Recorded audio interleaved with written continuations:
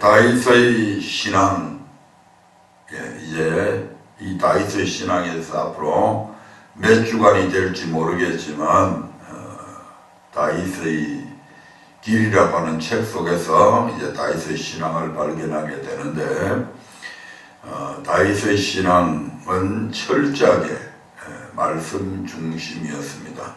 우리가 마태복음 24장 16절부터 18절의 말씀에 보면 환난을 우리가 이기는 방법에 대해서 말씀을 해주셨는데, 이미 다윗은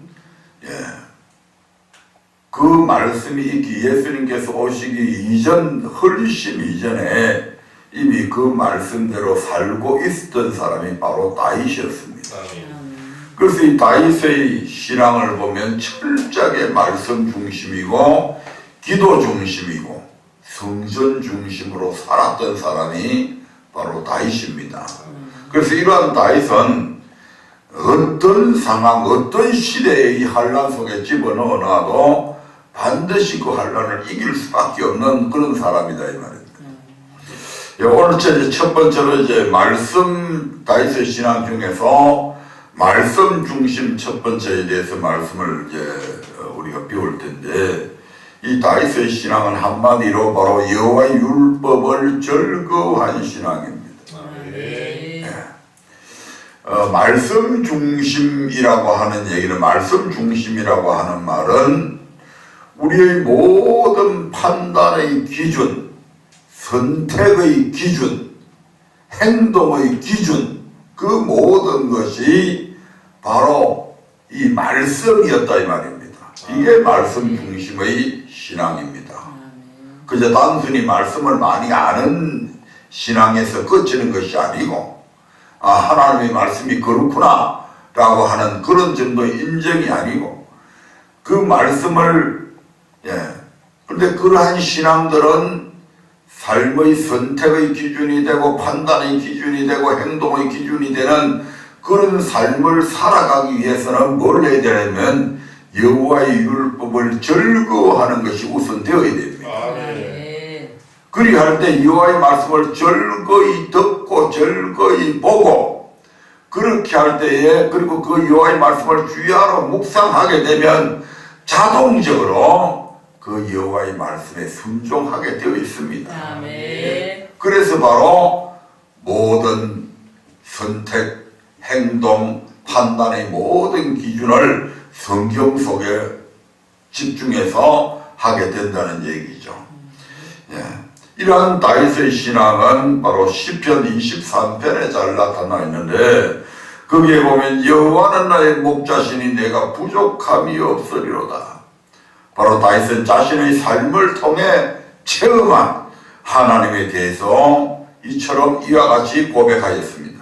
자신과 하나님의 관계를 양과 목자의 관계로 표현한 것입니다. 이는 무엇을 의미할까요? 시편 95편 7절의 말씀을 한번 보겠습니다. 다윗이 하나님과 자신의 관계를 목자와 양의 관계로 표현했다.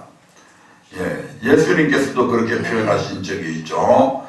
또 예수님께서는 하나님과 우리의 관계를, 그분은 농부고 예수는 포도나무고 우리는 가지로 표현하기도 하셨습니다. 하나님이 우리의 하나님이다, 우리는 그 양이 된다는 의미는 어떤 것인가? 같이 읽겠습니다. 시작. 대저전은 우리 하나님이시오, 우리는 그의 기르시는 백성이며 그 소의 양이라. 너희가 오늘날 그 음성을 듣기를 원하노라. 아멘. 우리는 하나님의 손의 양, 즉 하나님께 속한 하나님의 소유의 양이라고 합니다. 그래서 하나님께서는 우리의 목자가 되신다는 것입니다. 그러므로 너희가 오늘날 그 음성 듣기를 원하노라 하는 말씀은 양이 목자의 음성만 듣고 따라가는 것처럼 하나님의 백성은 오직 하나님의 음성만을 듣고 따라가야 한다는 것입니다. 우리가 계시록에도 보면 그렇게 나와 있잖아요. 계시록 15장에 보면 이제 14만 4천의 반열에 들어가는 사람들은 그 자격 중에서 보면 어린 양이 어디를 인도하든지 어디를 가든지 간에 그를 그 인도하심을 따라가는 것. 예. 그런 자들이 바로 14만 4천의 반열에 들어갈 수 있는 자격 중에 하나가 되잖아요. 예. 신약 시대 예수님께서도 이 목자와 양의 관계에 대해서 잘 설명을 해주셨는데 요한복음 10장 3절부터 5절의 말씀에 보면 이렇게 기록이 되어져 있습니다. 요한복음 10장 3절부터 5절입니다. 거기에 보면 양들은 목자의 음성을 안다고 그렇게 말씀을 하고 있습니다. 같이 읽겠습니다. 문지기는 그를 위하여 문을 열고 양은 그의 음성을 듣나니 그가 자기 양의 이름을 각각 불러 인도하여 내느니라. 자기 양을 다 내어놓은 위에 앞서가면 양들이 그의 음성을 아는 고로 따라오되 타인의 음성은 알지 못하는 고로 타인을 따르지 아니하고 도리어 도망하느니라. 아멘. 그 무식한 양도 다른 건 몰라도 자기의 목자의 음성과 타인의 목자의 음성만은 구분할 줄 안다 이 말입니다. 그런데 이 시대에 수많은 그리스도인들이 예수님을 믿는다고 하면서도 그것이 예수님의 음성인지 마귀의 말인지 구분하지 못하는 사람들이 우리 주변에 너무너무 많다 이 말이에요. 그저 사람 정리에 의해서 교회를 선택하고 이끌려가고 목사의 말에 그냥 이끌려가고 자기들이 돈은 안 맡기면서 돈보다 훨씬 더 귀중한 영혼은 그저 심각하게 생각해 보지도 않고 아무데나 맡겨버립니다. 배추 한 포기를 사면서도 이것은 중국산이냐 국산이냐 물어볼 줄 알면서도. 요한복음 10장 27절 말씀도 한번 보겠습니다. 요한복음 10장 27절입니다. 내 양은 내 음성을 들으며 나는 저희를 알며 저희는 나를 따르느니라. 아멘. 내 양은 내 음성을 들으며 예수님의 양떼들은 예수님의 음성을 알아야 됩니다. 아멘. 구분할 줄 알아야 돼요. 그거 구분 못하면 자기들이 아무리 나는 하나님의 양이라고 부르지도 하나님의 인정 안 한다 이 말입니다. 당신의 음성을 구분할 줄 모르고 당신의 음성을 따르지 못하는 그런 양들은 예수님께서 당신의 양으로 인정 안 하시는 거예요. 그래서 어떻겠습니까? 마지막 날 주님의 심판대 앞에 서면 슬피 울며 이를 갈며 있다. 하나님, 나는 우리 목사님이 그렇게 가르쳐 주어서 그런 줄 알았어요. 그래서 따라갔어요. 야, 네가 내 양이었다면 내 음성을 들을 줄 알지. 내 목사가 얘기해도 그 목사의 음성이 내 목소리가 아닌 것을 분별해야 될 거 아니냐 이 말이죠. 무조건 따라간 거 그때 가서 억울하다고 이를 갈아봐야 소용없다는 얘기죠. 따라서 여호와는 나의 목자라는 이 다윗의 고백은 그가 일평생 하나님의 음성 곧 하나님의 말씀을 온전히 쫓아 행하는 철저한 말씀 중심의 사람이었음을 우리에게 보여줍니다. 그의 고백처럼 성경은 다윗이 철저히 하나님의 말씀에 순종하는 사람이었다고 기록을 하고 있습니다. 연합기상 15장 5절을 통해서 확인해 보도록 하겠습니다. 거기에 보면 다윗은 일평생 살아가는 날 동안 우리의 일 외에는 하나님의 명령을 거역한 적이 없는 사람. 15장 5절입니다. 이는 다윗이 햇사람 우리아의 일 외에는 평생에 여호와 보시기에 정직히 행하고 자기에게 명하신 모든 일을 어기지 아니하였습니다. 아멘. 다윗이 햇사람 우리아의 일 외에는 평생에 여호와 보시기에 정직히 행하고 하나님이 명하시는 일은 어떤 것이든지 간에 그 모든 일을 어기지 않았다고 합니다.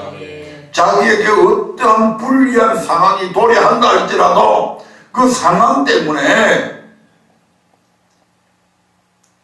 자기의 유익을 구해서 일하지 않았다 이 말입니다. 우리의 일 그 한 가지 사건만 제하고 일평생 하나님께서 명하신 모든 말씀을 온전히 쫓아 순종하는 삶을 살았다는 것입니다. 다윗 자신 또한 이렇게 고백합니다. 사무엘하 22장 21절부터 23절에 보면 여호와의 도를 지키고 악을 행하여 내 하나님을 떠나지 아니하고 그 모든 규례를 내 앞에 두고 그 율례를 버리지 아니했다고 이렇게 말합니다. 읽어봅니다. 23절까지 시작. 여호와께서 내 의를 따라 상 주시며 내 손의 깨끗함을 쫓아 갚으셨으니 이는 내가 여호와의 도를 지키고 악을 행하여 내 하나님을 떠나지 아니하였으며 그 모든 규례를 내 앞에 두고 그 율례를 버리지 아니하였음이로라. 아멘.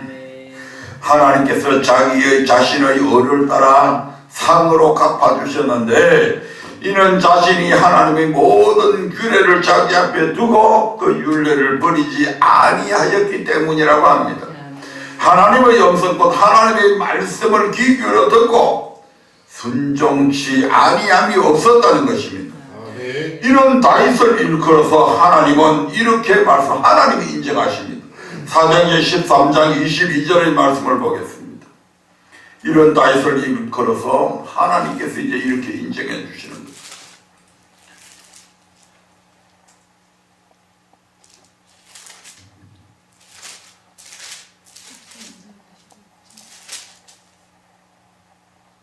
대하시고 다윗을 왕으로 세우시고 증거하여 가라사대 내가 이새의 아들 다윗을 만나니 내 마음에 합한 사람이라 내 뜻을 다 이루게 하리라 하시더니 하나님께서 다윗을 얼마나 흡족히 여기시고 기뻐하셨는지 이 한마디를 통해서 우리가 알 수가 있습니다. 이처럼 다윗은 오직 목자의 음성만을 따라가는 양처럼 철저히 하나님께서 명하신 말씀만을 쫓아 순종하는 말씀 중심의 사람이었습니다. 다윗의 이러한 신앙은 그의 삶 가운데 잘 나타나 있으며 특별히 시편 1편은 말씀 중심이었던 그의 신앙을 그대로 대변해 주고 있습니다. 다윗의 신앙 말씀 중심, 바로 여호와의 율법을 즐거워한 다윗이라고 성경은 그렇게 증거해 주고 있습니다. 시편 1편 1절부터 6절의 말씀을 다시 한번 읽겠습니다. 복 있는 사람은 악인의 길을 쫓지 아니하며 죄인의 길에 서지 아니하며 오만한 자의 자리에 앉지 아니하고 오직 여호와의 율법을 즐거워하여 그 율법을 주야로 묵상하는 자로다. 저는 시냇가에 심은 나무가 시절을 쫓아 가시를 맺으며 그 잎사귀가 마르지 아니함 같으니 그 행사가 다 형통하리로다. 악인은 그렇지 않으며 오직 바람에 나는 겨와 같도다. 그러므로 악인이 심판을 견디지 못하며 죄인이 의인의 해중에 들지 못하리로다. 대저 의인의 길은 여호와께서 인정하시나 악인의 길은 망하리로다. 악인의 길을 쫓지 않으며 죄인의 길에 서지 아니하며 오만한 자의 자리에 앉지 아니하고 오직 여호와의 율법을 즐거워하여 그 율법을 주야로 묵상하는 자가 복 있는 사람이라고 말씀을 하고 있습니다. 그런데 여기에서 먼저 생각해 볼 것은 이 복에 대한 개념입니다. 사람들은 대부분 복이라고 하면 이 땅에서 잘 되고 형통한 것만을 생각하기 쉽습니다. 그러나 성경에서 말하는 복은 크게 두 가지로 나눌 수가 있습니다. 첫 번째로 이 땅에서의 복은 형통한 복입니다. 시편 1편 3절의 말씀을 보겠습니다. 이 시편 1편에는 이 땅에서 받는 형통한 복과 영원한 천국에 관한 복이 두 가지가 다 여기에 들어있습니다. 시편 1편 3절 시작. 저는 시냇가에 심은 나무가 시절을 쫓아 가시를 맺으며 그 잎사귀가 마르지 아니함 같으니 그 행사가 다 형통하리로다. 아멘. 복 있는 사람은 시냇가에 심은 나무가 시절을 쫓아 가시를 맺으려 그 잎사귀가 마르지 아니함 같으니 그 행사가 다 형통하리로다고 말씀합니다. 시냇가에 심겨진 나무는 아무리 흉년이 와도 그 생명의 근원이 되는 물이 옆에 있으므로 늘 잎사귀가 마르지 않게 되고 열매를 맺게 되어 있습니다. 아멘. 네, 이처럼 복 있는 사람은 어떤 환경 속에서도 하는 일마다 형통하게 되는 복을 받게 된다는 것입니다. 아멘. 좋은 환경 속에서뿐만 아니라 IMF 속에서도 글로벌 세계 경제 위기 속에서도 오히려 그 속에서도 형통하게 되는 복이 있다. 아멘. IMF 때 딴 사람들은 다 망하는데 오히려 그 사람은 IMF 때 더 돈을 많이 벌었다. IMF 글로벌 경제 위기 속에서도 모든 나라들이 막 어렵게 되었습니다. 그 경제 위기 속에서도 잘 사는 나라는 오히려 더 잘 살게 되어지는 그런 것들을 우리는 실제적으로 우리 눈으로 보고 있지 않습니까? 두 번째로 마지막 날 곧 심판의 날에 얻게 될 영생의 복도 바로 여기에 율법을 주야로 묵상하고 그 여호와의 율법을 절구하고 그 율법을 주야로 묵상하는 사람들에게는 마지막 날 곧 심판의 날에 얻게 될 영생의 복까지도 주시겠다는 것입니다. 4절부터 6절의 말씀을 봅니다. 악인은 그렇지 않으며 오직 바람에 나는 겨와 같도다. 그러므로 악인이 심판을 견디지 못하며 죄인이 의인의 해중에 들지 못하리로다. 대저 의인의 길은 여호와께서 인정하시나 악인의 길은 망하리로다. 아멘. 즉 율법을 지켜 행하는 자가 의인인데 율법을 절거하고 그 율법을 주야로 묵상하게 되면 그 율법을 지키게 되고 이 율법을 지키게 되는 자들은 의인이란 말씀이죠. 그러한 의인들에게는 무슨 복이 있다? 형통의 복이 있다. 그래서 시냇가에 심은 나무가 시절을 쫓아 과실을 맺는 것 같이 그 삶의 형통함이 있는데 반해서 악인은 그렇지 않으며 이렇게 나옵니다. 아멘. 악인의 삶은 바로 바람에 나는 겨와 같다. 그들이 복을 받는 것 같았는데 하나님께서 훅 불어버리니까 바람이 불어오니까 겨가 날아가는 것처럼 그런 복들이 다 날아가 버리고 없어졌다. 뿐만 아니고 이제는 영생의 복. 반드시 하나님께서는 의인과 악인에 대한 심판이 있습니다. 섬기는 자와 섬기지 않는 자에 대한 심판이 있는데 이 심판을 악인이 견디지 못한다. 그 말씀은 바로 지옥 보낸다 이 말입니다. 죄인은 뭐 결단코 의인들이 참여하는 저 영원한 천국의 해중에 결코 들지 못한다. 어디 간다 이 말이니까 지옥 간다. 또한 심판에 대해 의인의 길은 여호와께서 인정해 주시지만 악인의 길은 망하게 된다고 합니다. 의인의 길은 하나님의 뜻대로 산 것이잖아요. 내가 주의 이름으로 선지자 노릇하며 주의 이름으로 귀신 쫓아내며 주의 이름으로 많은 건동을 행했기 때문에 그 사람이 의인이 아니요. 아버지의 뜻대로 행한 자들이 의인이 되잖아요. 그 의인들은 하나님께서 인정을 해서 야 네가 내 뜻대로 사느라고 얼마나 고생 많았냐. 그런 고난을 한란을 깼고 고난을 깼고 피팍을 받고 그렇게 했구나. 그렇게 해서 그들은 구원해 주시지만 악인의 길, 불법을 행하는 자들, 그들은 선지자들이 선지자든 그들이 귀신을 쫓아내건 그들이 병을 고쳤건 권능을 행했건 상관없다 이 말입니다. 그들의 길은 결국 망하게 된다. 심판의 날 하나님께서 의인과 악인을 반드시 분별하시는데 의인은 생명의 부활로 악인은 심판의 부활로 나온다고 그렇게 말씀하고 있습니다. 따라서 여기에서 의인이 곧 복 있는 사람이고 여기서 말하는 복은 바로 영생의 복을 의미합니다. 이것은 시편 133편 3절의 말씀을 통해서도 확인을 할 수가 있습니다. 시편 133편 3절 보겠습니다. 바로 우리가 알고 있는 이 복의 개념에 대해서 명확하게 말씀하고 있죠. 헐몬의 이슬이 시온의 산들에 내린 같도다. 거기서 여호와께서 복을 명하셨으니 곧 영생이로다. 아멘. 하나님께서 명하신 복은 곧 영생이라고 말씀합니다. 내 몸의 소생과 토지의 소산과 우양의 새끼가 복을 받고 들어가도 복을 받고 나가도 복을 받고 위에만 있고 아래에 있지 않는 등 이 땅에서 잘되고 행통한 복도 분명 하나님께서 우리에게 주시는 복임에는 틀림이 없습니다.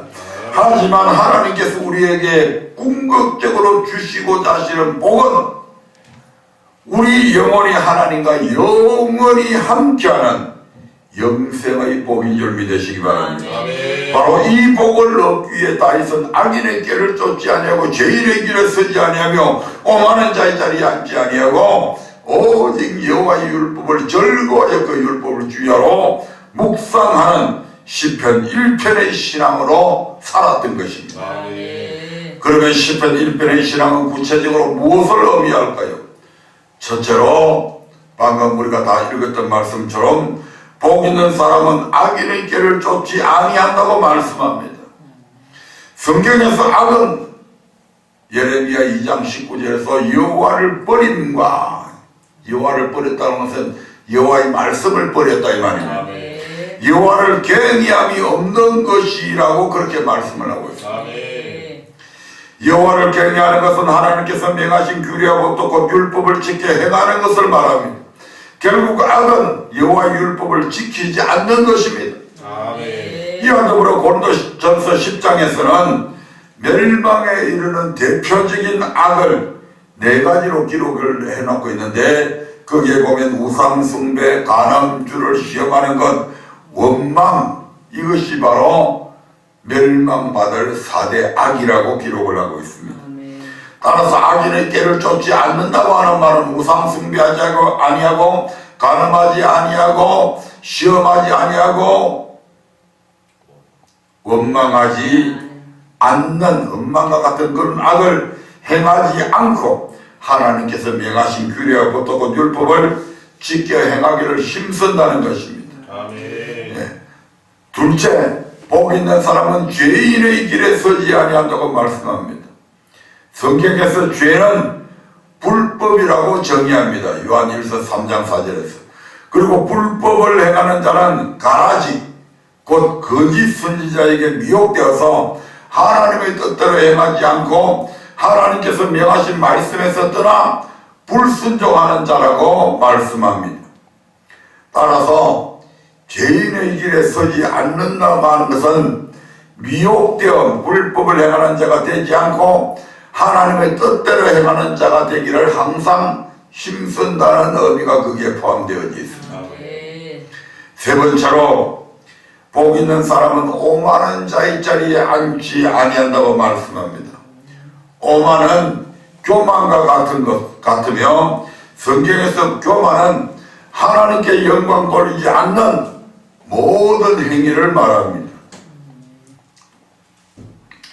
특별히 성경은 하나님의 약속은 얼마든지 그리스도 안에서 예가 되니 그런 적으로 말미암아 우리가 아멘하여 하나님께 영광을 돌리게 된다고 말씀합니다. 따라서 하나님의 말씀이 선포되었는데도 아멘으로 받지 않고 믿지 않는다면 하나님 보시기에 그는 분명히 교만한 자인 것입니다.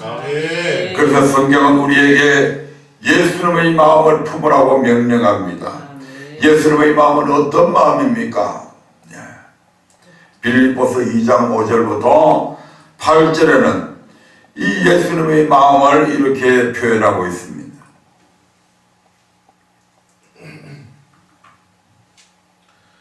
너희 안에 이 마음을 품으라. 곧 그리스도 예수의 마음이니 그는 근본 하나님의 본체시나 하나님과 동등됨을 취할 것으로 여기지 아니하시고 오히려 자기를 비어 종의 형체를 가져 사람과 같이 되었고 사람의 모양으로 나타나셨음에 자기를 낮추시고 죽기까지 복종하셨으니 곧 십자가에 죽으심이라. 아멘.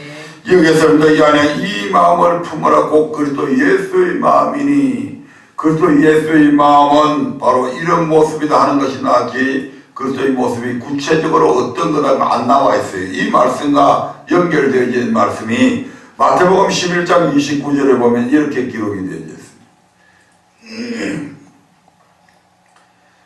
거기에 보면 수고하고 무거운 짐진 자들아 다 내게로 오라. 내가 그러면서 나는 마음이 온유하고 겸손하다고 예수님 자신이 당신의 마음을 그렇게 표현하고 있습니다. 같이 읽어보겠습니다.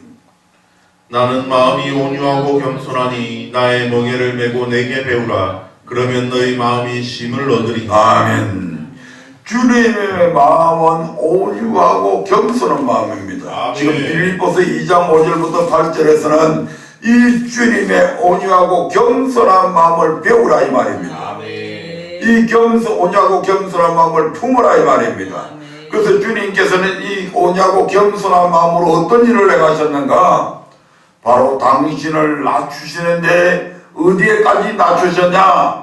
하나님과 동등된 위치에서 동등됨을 취하지 아니하시고 당신 자신을 낮추어서, 원래 낮은 분이 아닙니다.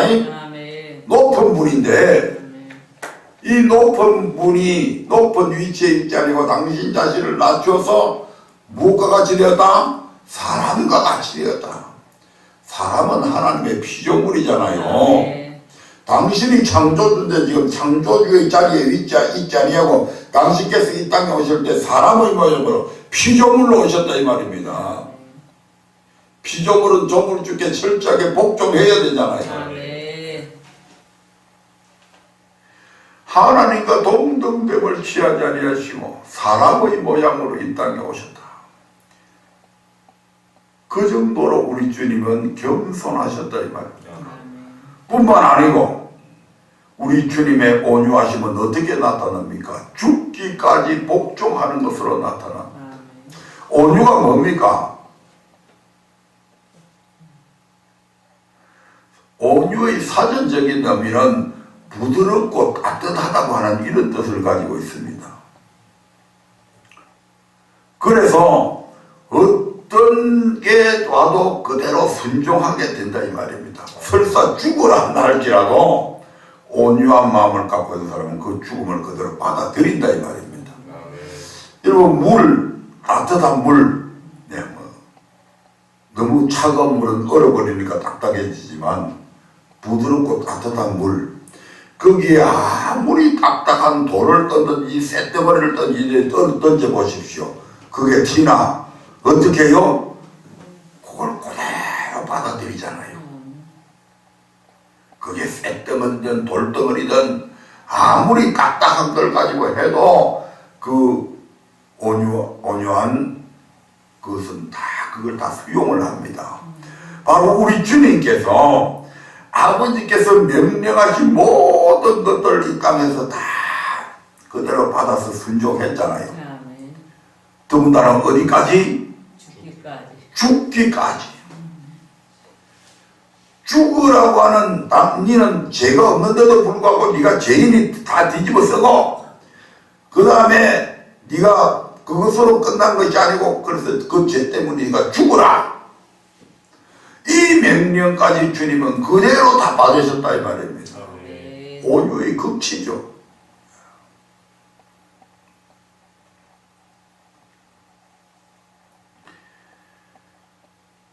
이와 같이 우리도 이런 종의 자세를 가지고 생명의 말씀에 죽기까지 복종하는 자가 되어야 한다는 것입니다.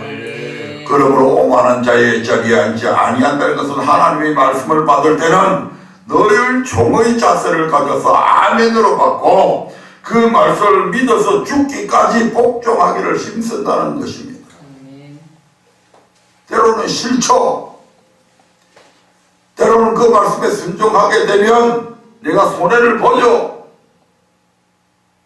억울하게 되죠.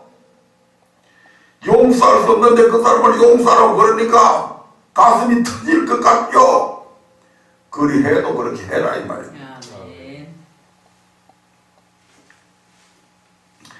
네 번째로 복 있는 사람은 오직 여호와의 율법을 즐거워하여 그 율법을 주야로 묵상하는 자라고 말씀합니다. 앞에 것이 부정적인 측면에서 우리에게 할 것을 강조했다면 뒤에 것은 네 번째 복은 바로 긍정적인 측면에서 이제는 더 긍정적으로 그냥 안 하는 것으로 앉지 않고 그 길에 서지 않는 그런 것으로 만족하지 아니하고 이제는 더 진보적으로 도전해라 이 말입니다. 율법을 즐거워해라. 그리고 그 율법을 주야로 묵상해라.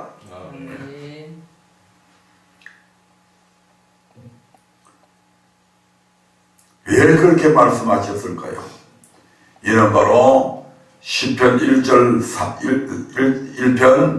3절부터 5절에 기록된 대로 하나님은 의인 곧 여호와의 율법을 지켜 순종하는 자들에게는 이 땅에 사는 동안 시냇가에 심은 나무처럼 형통한 복을 주시고 마지막 날에 생명을 얻게 하시지만 악인 곧 여호와의 율법을 지켜 행하지 않는 자들로는 바람에 나는 개와 같게 하시고 마지막 날에 의인의 회중에 들지 못하게 해서 심판을 견디지 못하게 하실 것이기 때문에 그렇게 살아야 된다 이 말입니다.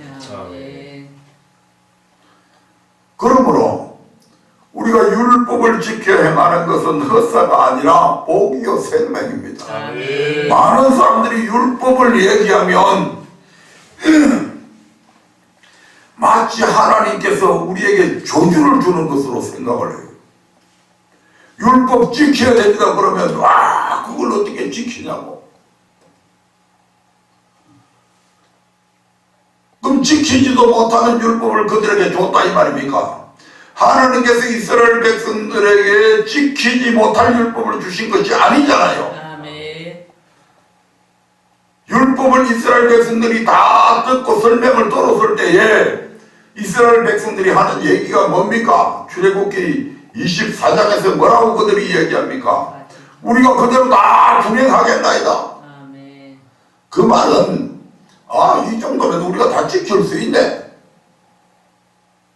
인정한 거잖아요. 이 정도 율법 같으면 우리가 다 지킬 수 있네.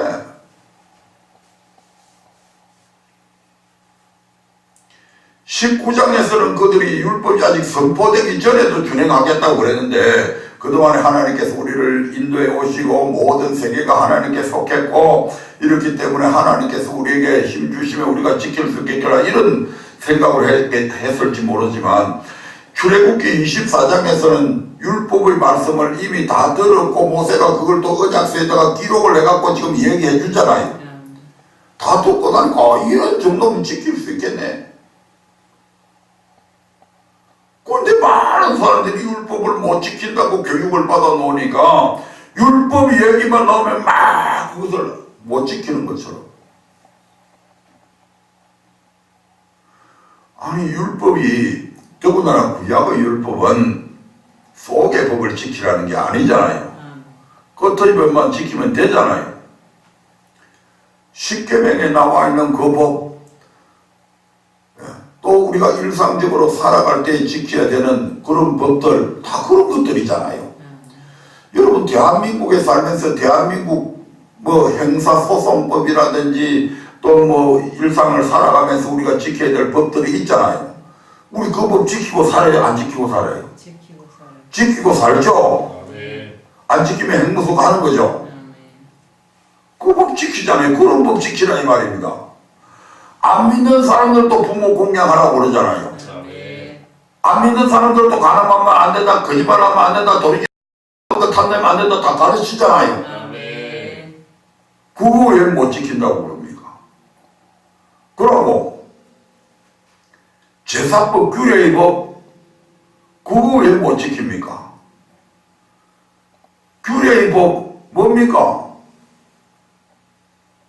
허먹고 적 없는 깨끗한 소 그거 내가 여유 있으면 소를 드리고 또 내가 좀 생활이 소를 드릴 형편이 안 되면 양을 드리는데 양 못 드릴 형편이 못 되면 비둘기 드리라는데 그것도 드릴 뭐 형편이 못 되면 꼭씩 가둬 드리라는데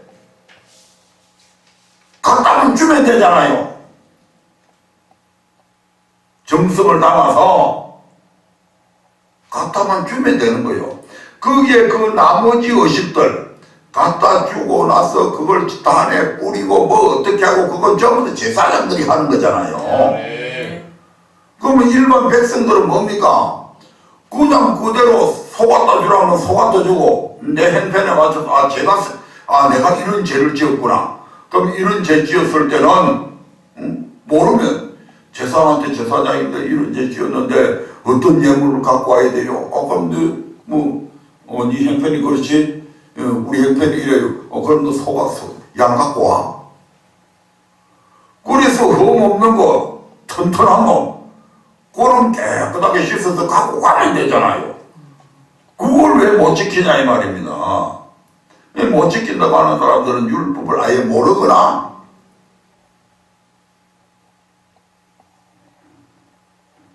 아니면 지키지 않거나 두 가지 중에 하나다 이 말입니다. 율법이 뭔지 몰라 굉장히 어려운 것을 알고 있어. 도저히 막 지킬 수 없는 법을 하나님께서 이스라엘 백성들에게 줘가지고 하나님께서 이스라엘 백성들을 못 지킨다고 멸망시켜버리면 그 하나님이 어떻게 사랑의 하나님이 되냐 이 말입니다.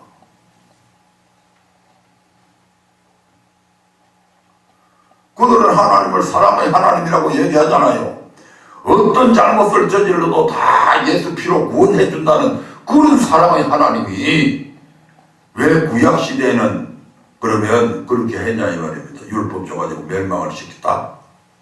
그럼 그때는 사랑의 하나님이 아니었는데 신약시대에 와서 갑자기 하나님이 마음에 변화가 일어나가지고 모든 죄인들 어떤 죄를 지어도 다 용서해주는 그런 사랑을 베풀었다. 그런 변덕스러운 하나님을 왜 어떻게 신뢰하고 믿을 수 있냐 이 말이죠.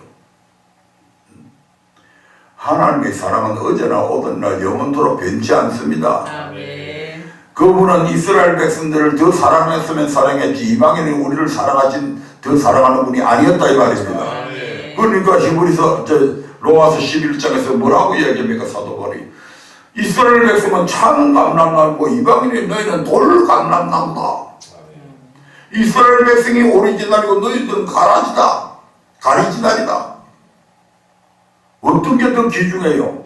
하나님이 어떤 걸 더 소중하게 여기실 것 같아요? 이스라엘 백성이란 말이에요.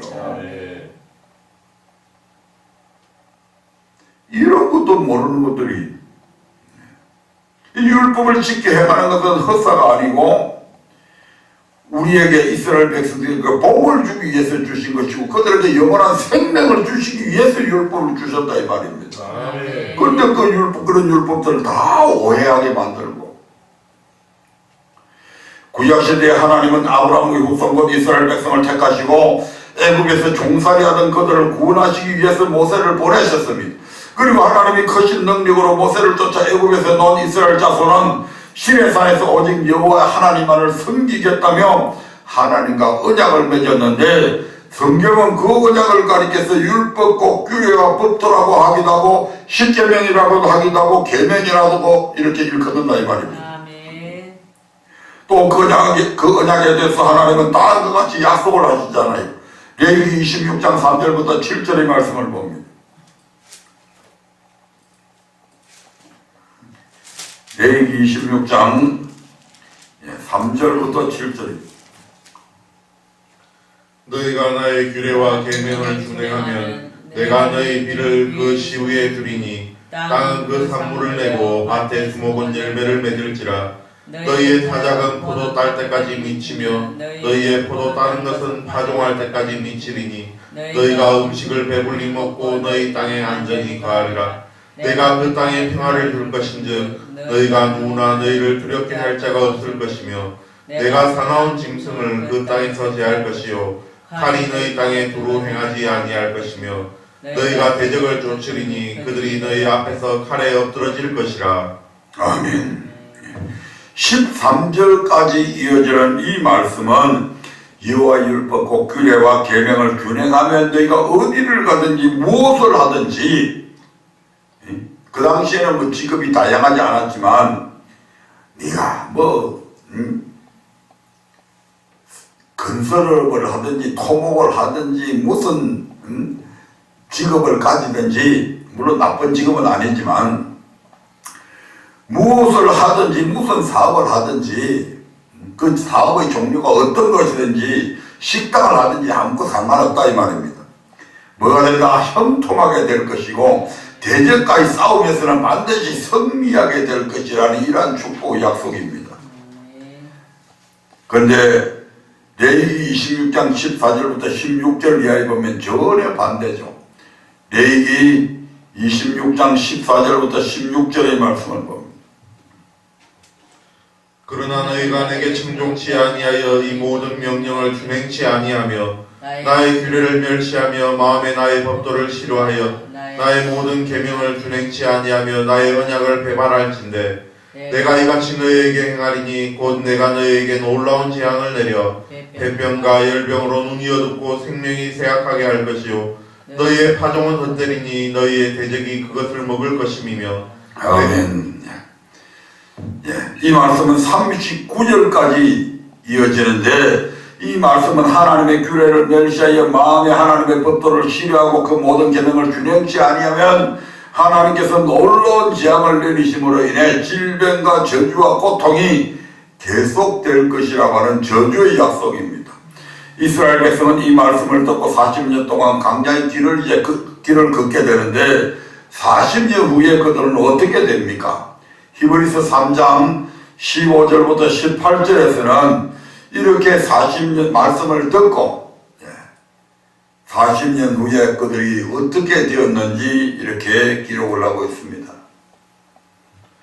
성경에 일렀으되 오늘날 너희가 그의 음성을 듣거든 노하심을 격동할 때와 같이 너희 마음을 강팍해 하지 말라 하였으니 듣고 경록해 하던 자가 누구뇨 모세를 쫓아 애굽에서 나온 모든 이가 아니냐 또 하나님이 40년 동안에 누구에게 노하셨느뇨 범죄하여 그 시체가 강야에 엎드려진 자에게가 아니냐 또 하나님이 누구에게 맹세하사 그의 안식에 들어오지 못하리라 하셨느뇨 곧 순종치 아니하던 자에게가 아니냐. 아멘.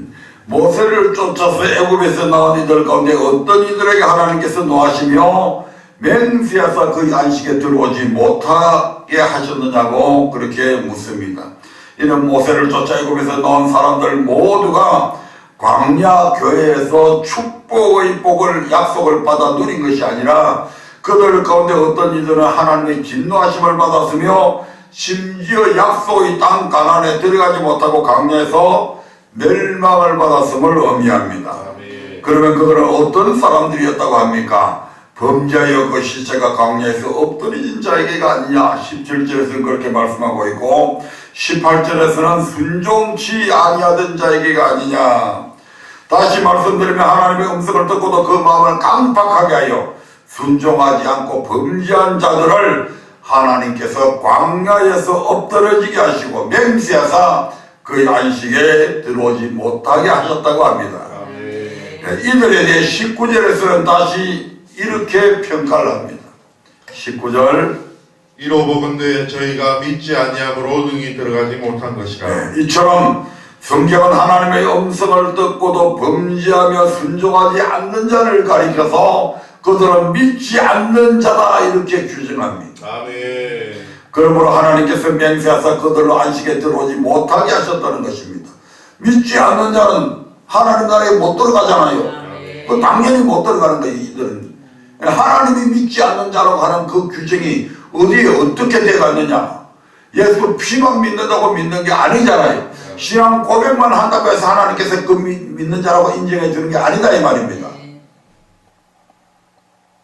하나님의 법을 지켜 행하는 자, 그들이 바로 믿는 자라고 하나님은 그렇게 인정하시잖아요. 아멘.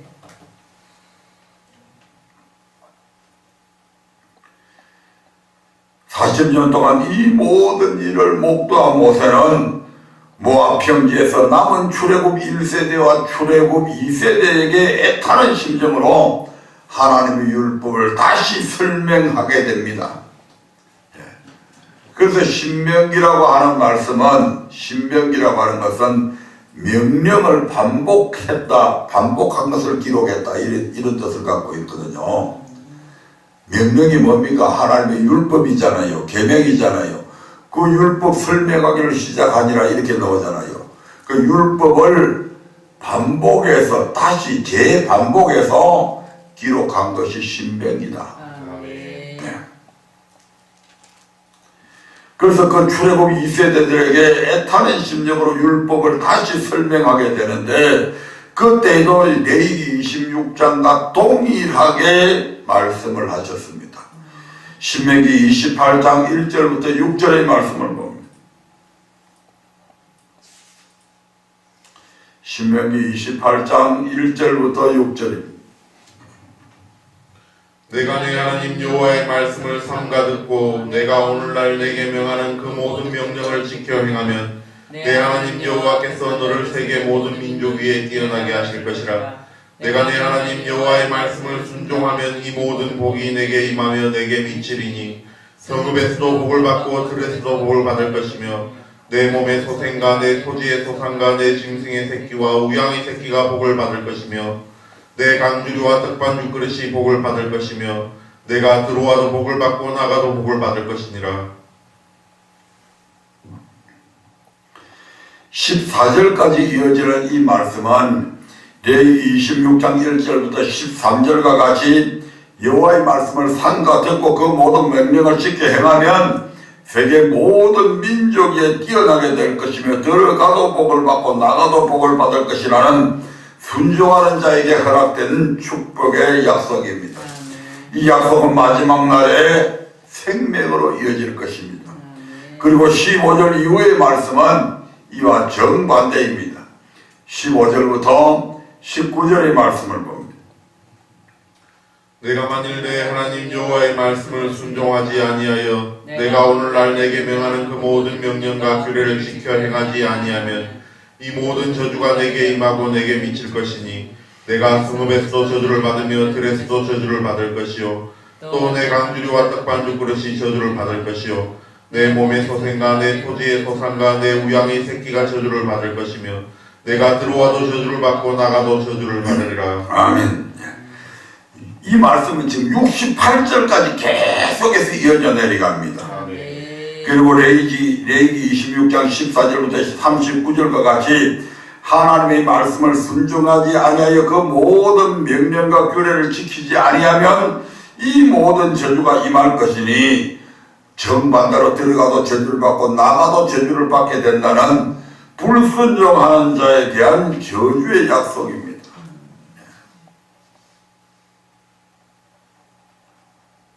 이런 저주를 주시는 목적이 뭐냐? 멸망시키기 위해서 저주 주는 게 아니고 생명을 주시기 위해서 저주를 준다 이 말입니다. 그러니까 율법의 말씀은 우리에게 허사가 아니고 비록 그 율법 속에 생명이 들어있던 저주가 들어있던 그것은 우리에게 생명을 주기 위한 그 목적이 있다. 근데 저주 준다고 해서 무조건 그냥 안 좋은 것으로 저주를 주는 목적을 이해를 해야 되는데 엄마 아빠가 해초리를 들고 지 종아리를 때리는 목적을 이해를 해야 되는데 그저 종아리 때리는 그것만 원망스럽고 이렇게 생각을 하면 곤란한 거죠 이게. 근데 영원히 나이가 70이 되고 80이 돼도 어린아이지 그 생각은. 왜 엄마 아빠가 내게 해초리를 들고 내 종아리를 때렸을까? 엄마 아빠는 정말 나를 사랑하지 않는 걸까? 그게 아니잖아요. 아멘. 사랑해서 때리는 거잖아요. 아멘. 하나님도 마찬가지요. 사랑해서 저주 주는 거예요. 그 저주까지도 없다면 그는 사생자고 버린 자다 이렇게 얘기하잖아요 성경은. 그리고 끝내 돌이키지 않는다면 마지막 날에 이 저주는 사망으로 바뀝니다. 그러면 이 같은 순종하는 자들에 대한 축복과 불순종하는 자들에 대한 저주는 모세와 함께 시내산 앞에 섰던 이스라엘 백성들에게만 적용되는 것일까요? 이에 대해서 성경은 이렇게 말씀을 합니다. 신명기 29장 14절 15절의 말씀을 보겠습니다. 내가 이 언약과 맹세를 너희에게만 세우는 것이 아니라 오늘날 우리 하나님 여호와 앞에서 우리와 함께 여기 선 자와 오늘날 우리와 함께 여기 있지 아니한 자에게까지니. 아멘. 이 언약과 명세는 하나님께서 시내산에서 이스라엘 백성에게 명하신 율법, 그리고 이를 지켜 순종하는 자들에 대한 축복과 불순종하는 주어지는 저주의 약속을 의미합니다. 이것은 모세와 함께 시내산 앞에 섰던 이스라엘 백성들만 세우신 것이 아니라 40년이 지난 이후에 모압 평지에서 하나님 앞에 선 모든 이들과 또 그날의 그들과 함께 있지 아니한 앞으로 태어날 후손들에게까지 세운 것이라고 지금 그렇게 말씀하고 있습니다. 다시 말해 하나님께서 이스라엘 백성과 세우신 언약과 명하신 율법과 이를 순종한 자와 불순종하는 자들에 대한 하나님의 축복과 저주의 약속은 오늘날 예수 믿는 우리와 우리 후손에게까지 그대로 적용이 된다 이 말입니다. 아멘.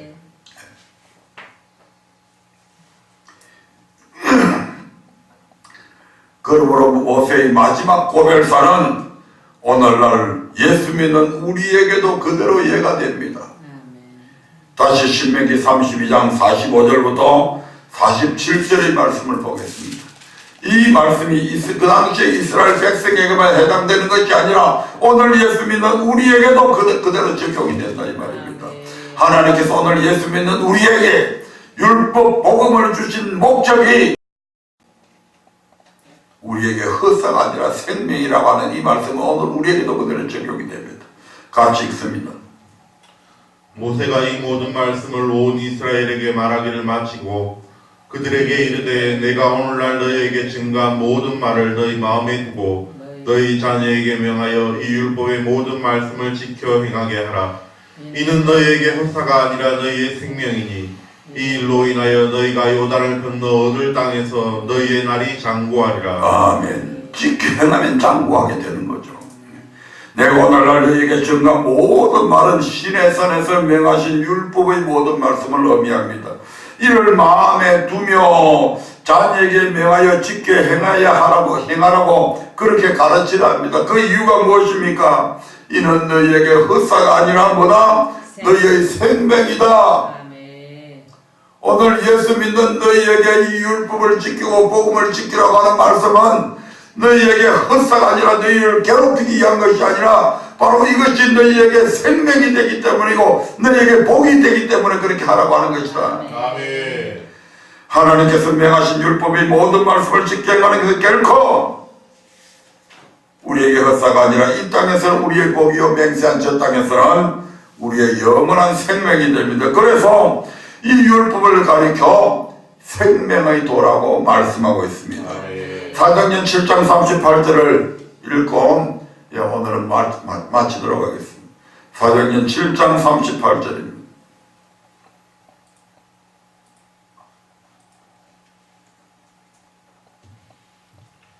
신의 산에서 말하던 그 천사와 및 우리 조상들과 함께 강야 교회에 있었고 또 생명의 도를 받아 우리에게 주던 자가 이 사람이라. 아멘. 이 때문에 시편 1편에서 복 있는 사람은 악인의 길을 쫓지 아니하며 죄인의 길에 서지 아니하며 오만한 자의 자리에 앉아리고 오직 여호와의 율법을 즐거이 그 율법을 주야로 묵상하는 자로다 라고 노래한 것입니다.